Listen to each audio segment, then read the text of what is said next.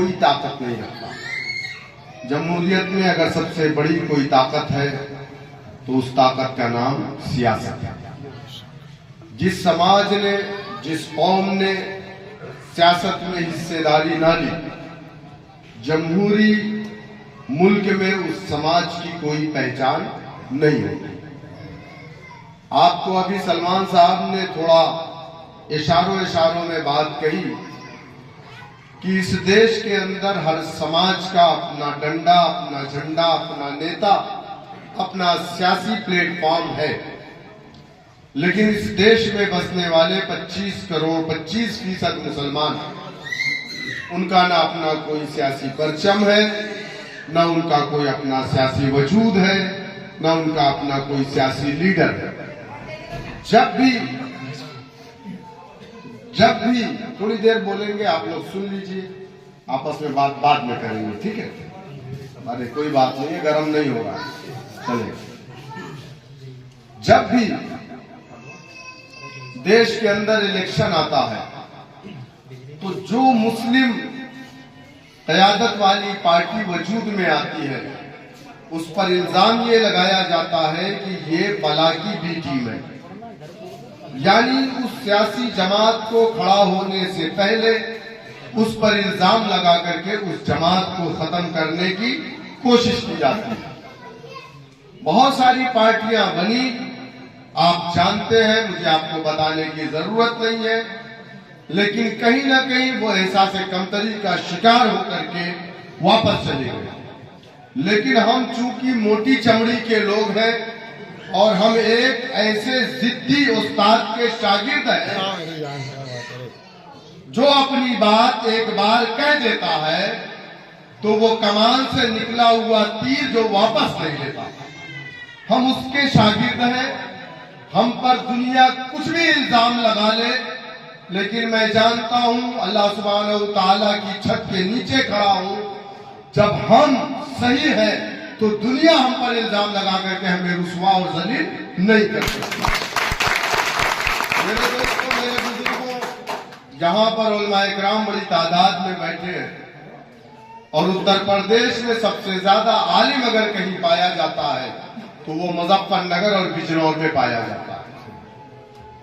आपको याद होगा कि इस देश की आजादी के बाद हमारे उलमा इकराम ने, जिन्होंने इस देश को आजाद करवाया, मैं चैलेंज के साथ कहता हूं कि अगर उलमा ने अपने मदारिस से जिहाद का फतवा ना दिया होता, अगर उलमा ने रेशमी रुमाल की तहरीक ना चलाई होती, अगर उलमा ने अपनी जान की कुर्बानियां ना दी होती, शामली से लेकर के लाहौर तक कोई ऐसा दरख्त नहीं बचा था अंग्रेजों ने उलमा इकराम की गर्दनों को काट करके नहीं लटकाया था। लेकिन तब भी उलमा इकराम ने अपने घुटने नहीं टेके, अंग्रेजों के खिलाफ जिहाद का फतवा दिया। मुसलमानों का एक एक बच्चा आज भी अपने उलमा इकराम की बातों पर यकीन रखता है और उस यकीन के साथ अंग्रेजों से जिहाद किया, तब जाकर के वतन अजीज आजाद हो गया। हमसे गलती कहां हुई, चूक कहां हुई? क्योंकि हमने गैरों पर भरोसा किया। 1947 15 अगस्त को आजादी मिली। 1947 दिसंबर के महीने में लखनऊ के रिफाए आम क्लब में एक कन्वेंशन बुलाया गया। हिंदुस्तान के तमाम दानिश्वर मुसलमानों को इकट्ठा किया गया और कहा गया कि ऐ मुसलमानों, वतन अजीज आजाद हो गया है।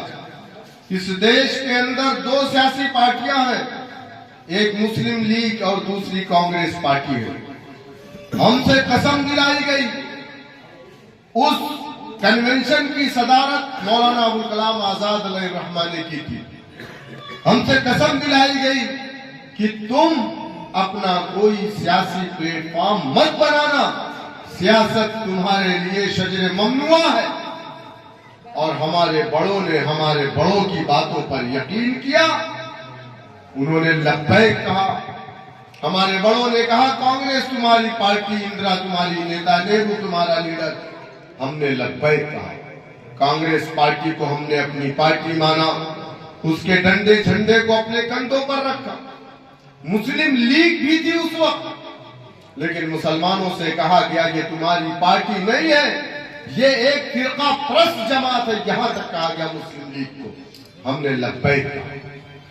हमारे बड़ों ने कहा कि मुस्लिम लीग के कायदीन तुम्हारे कायद नहीं है।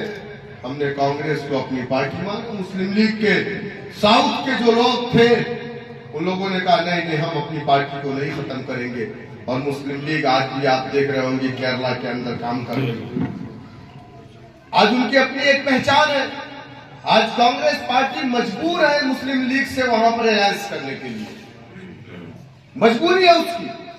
मेरे दोस्तों, मेरे बुजुर्गों, मेरा कहने का मकसद सिर्फ ये है कि हमसे जो बुनियादी गलती हुई, हमने लोगों की बात पर, मौलाना अबुल कलाम आजाद अलैहिर्रहमा ने कांग्रेसियों की बात पर यकीन करके उन्होंने ये बात अपने समाज, अपने कौम के लोगों को कही थी।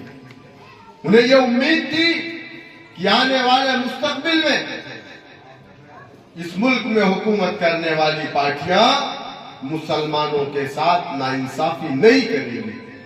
लेकिन क्या ये बात सच नहीं है? इस देश का हर एक समाज आगे बढ़ गया, लेकिन आप कहां हैं? कभी आपने सोचा? रंगनाथ मिश्रा कमीशन की रिपोर्ट कहती है, सच्चर कमेटी की रिपोर्ट कहती है कि इस देश का मुसलमान दलित से बदतर अपनी जिंदगी को गुजारा। कभी आपने सोचा क्यों?